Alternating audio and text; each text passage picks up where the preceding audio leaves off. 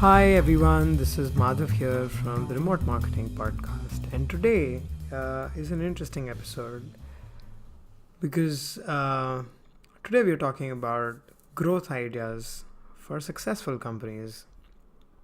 Um, and this is particularly relevant if you're a company that is over the last year or two or the last 6 months, you've kind of seen like a flat growth curve or a reducing growth percentage, and you've experimented as much as you wanted on the SEO side, and you've pretty much maxed out that channel and content and any other channel, and you're just kind of in the phase of how do we get to our next big growth goal. Because I have faced that.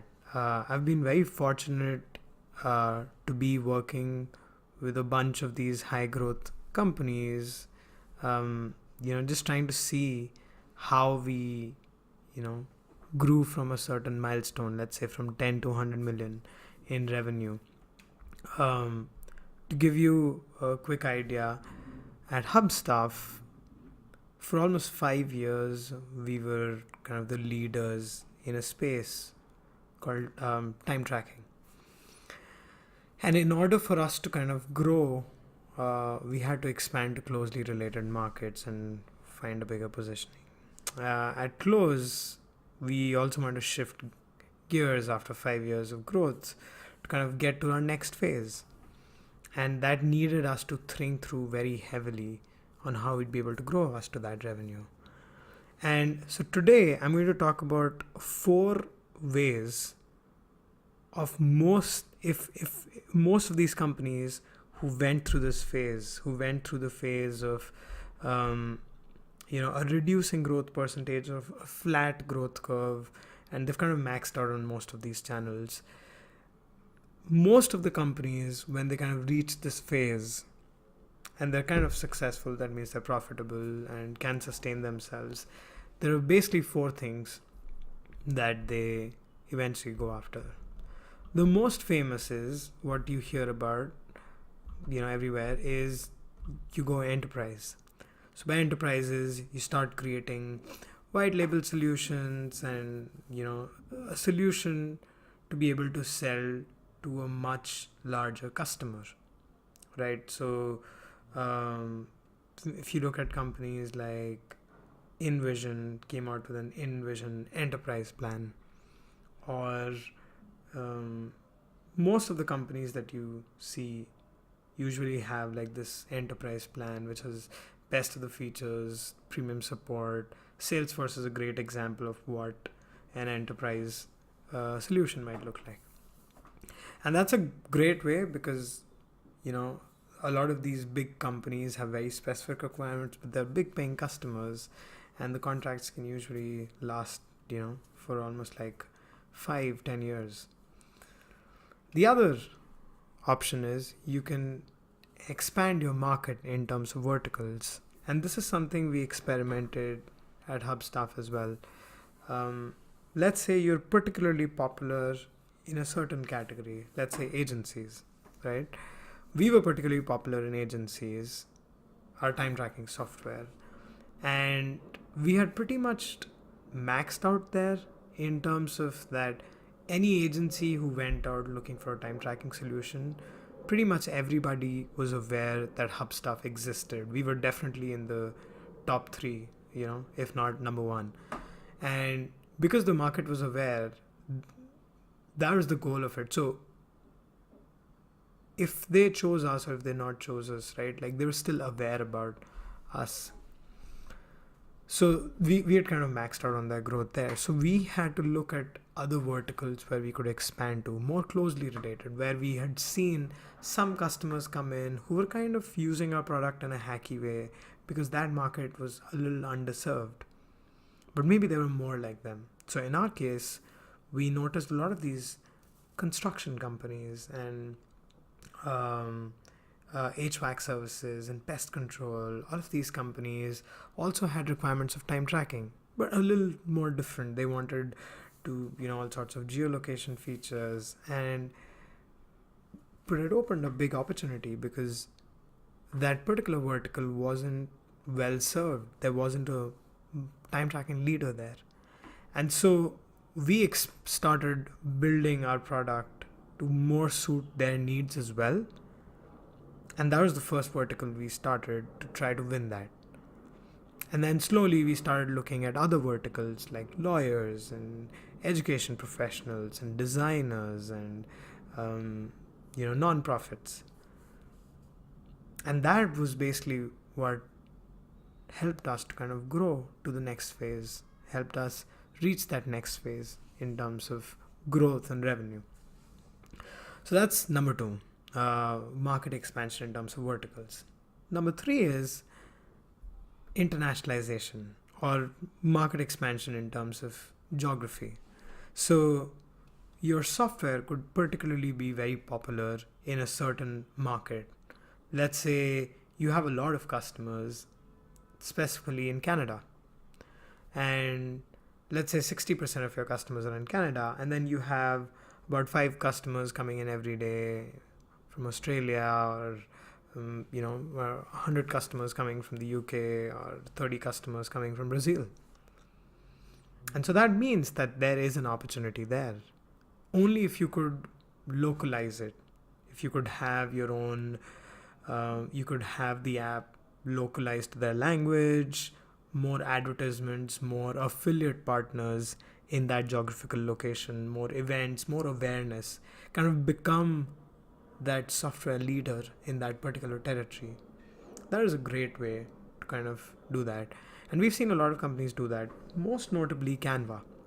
Canva is a company that I've followed quite closely with, and they have done the internationalization aspect really well. They hosted a really great event, a launch event in India, to kind of just make the affiliates and the influencers in a particular region aware that they're finally launching India, and India is like a big market. And if you look at it right now, the reason that they've reached the 20 million or 30 million users is primarily because of that. It was because of the vast amount of effort that went into internationalization from their side. And so that's common in a lot of places. If you look at other companies, SEMrush has been doing a lot of internationalization. Payoneer has done a lot of internationalization. So there are lots of examples, but this is another popular strategy for you to go to the next phase of growth. And the final strategy is expanding revenue from existing customers. And this is something that is very common in software. So let's say you have about 10,000 customers who are paying you roughly about 5 million annually.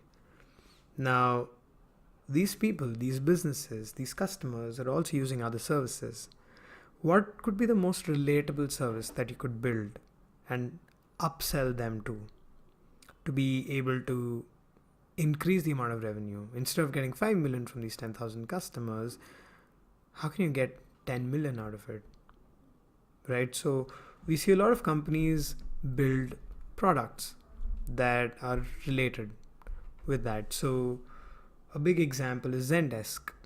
Zendesk was primarily a help chat solution, and it was a support portal, and then they came out with a project management tool, and then they came out with a sales tool, and all of these different scenarios. Same thing with Freshdesk. They've got a sales solution, they've got a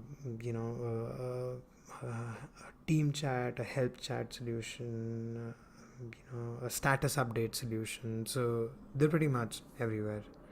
And if you look at companies like Salesforce, they've done even more. They've gone from just being a CRM to a CRM, and then a different tool for quotations, and a different tool for something like that. And a very simple example right now is that at HubStuff, the time tracking software company that I used to be with, we had a time tracking software. We had 8,000 customers paying us 4 million. And in order for us to go into the next phase of growth, we want to expand the revenue from these existing customers. So we built a project management solution, because time tracking and project management kind of go hand in hand. If someone is doing time tracking on their projects, that means they have some project somewhere, and for that they're probably using a project management software. And it would become a lot more easier if the integration, if there are some features that would kind of be exclusively available in a time tracking and project management solution. So we started doing that. We also built another product to help them hire remote workers, help businesses hire remote workers. And so this is another great way to kind of expand revenue from existing customers, building additional products more closely related to your existing market. Another way is to kind of increase the pricing on your software products. So let's say you've got a software product that sells for $30 per user per month. Now you can build some really classy features and now ensure that actually goes on a new plan that's $50 a month, and most of these updates go there. Because here's the thing, for a business to sustain, they need to keep increasing their prices. That's a fact. If you keep the same prices, your business is essentially going down and down and down. And so increasing your prices could be another thing. Now, the way you approach that could be debated, because sometimes increasing your existing prices can also cause a lot of churn, but there are various ways to kind of expand revenue from existing customers, and this is a great way to go to the next phase of growth. So let's round up on these 4 things. One is for you to go to the next phase, you go enterprise. Number 2 is you expand into different markets. Number 3, you expand into different geographical locations. And number 4 is expanding revenue from existing customers by either having different products, which are kind of similar to your existing products, which kind of serve the exact same market, or increasing your prices, or other techniques that are available. And so this is something that if you were to go onto the internet and if you were to look at these companies consciously, you'd be able to see a pattern that I just explained to you. Some companies that you can look at is Teamwork, Hubstaff, Asana, Canva, Trello. If you check out these apps, you would understand what I'm trying to explain to you. Alright, I hope you found some value in this episode, and if you feel there are additional ways for you to hit the next phase of growth apart from the ones that I've shared, I would really love to hear that, and I would love to create another episode with the updated thing. So if you have something, if you feel that you can add something here, just drop me an email on madhav@remotemarketing.org.